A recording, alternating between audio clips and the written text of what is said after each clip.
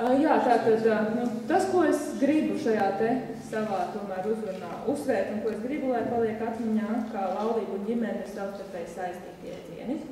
Indra Viņkungs savā prezentācijā teica, ka tad, kad tiesneši vēlas pārmācīt vēlētājs, tad demokrātija tika aizvietot ar tehnokratiju. Jā, diemžēl tā ir gan šajos Eiropas cilvēktiesības tiesas jau pieminētajos spriedumos, gan citos. Reizēm liekas, ka cik tālu tad var iet tās tiesības. Bet vēl viena lieta, ko es gribu pieminēt, tomēr bieži tiek minēts un runāts par to, ka jau Latvijā Satversmes tiesa ir atzinusi, ka ģimene nav tikai laulība, ka ģimene ir dažādas, bet ka tā ir arī cilvēki, kas dzīvo kopā un tam līdzīgi.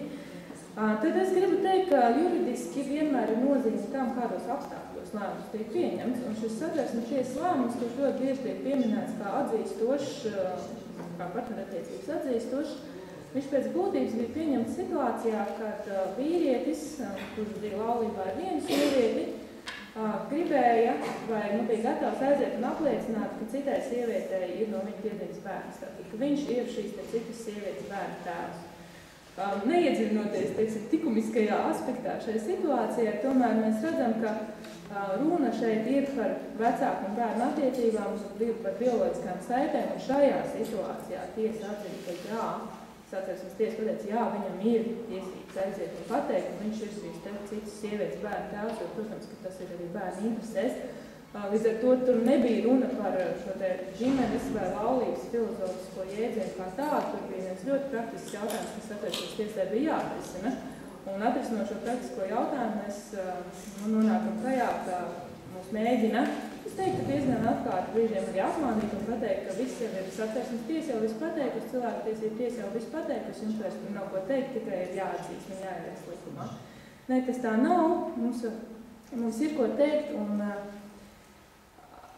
es ceru un domāju, ka mums būs arvien vairāk ko teikt, un droši vien tā lieta, ko visa šī rezultātā, es gribētu aicināt arī katru būt aktīvam tur, kur jūs esat par šo te totalitārismu, ar ko es sāku.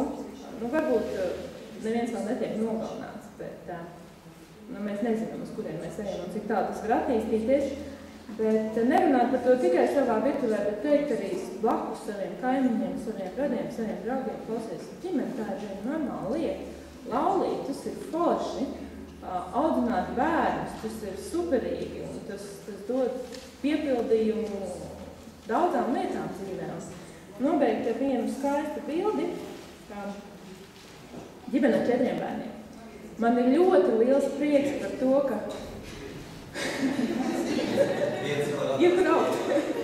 Jā, man ir ļoti liels prieks par to, ka es redzu arvien vairāk sev apkārt reālajā dzīvē ģimenes, kurās ir 4 bērni, un acīm redzot, iespējams arī tuvākajā laikā 5, un man ir ļoti liels prieks, ka tās ir kristiešu ģimenes, kuras domā par saviem bērniem un par to, kāda bērni izaugs un kāda būs šī nākotnes sabiedrība. Un es atļaušos, cik jau laiks ir pārtērēts būtiski, un man arī tāds mazliet nopietnīgi jau ir beigusies. Es atļaušos teikt, ka tas, kurš negrib savā dzīvē bērnus, un tas, kurš uzskata, ka viņam seks ir galvenais, vienalga cik partneriem, labi. Toties kristiešiem būs 4, 5, 6 bērni, un nākotnes sabiedrībā mums ir ļoti liela cerība. Paldies!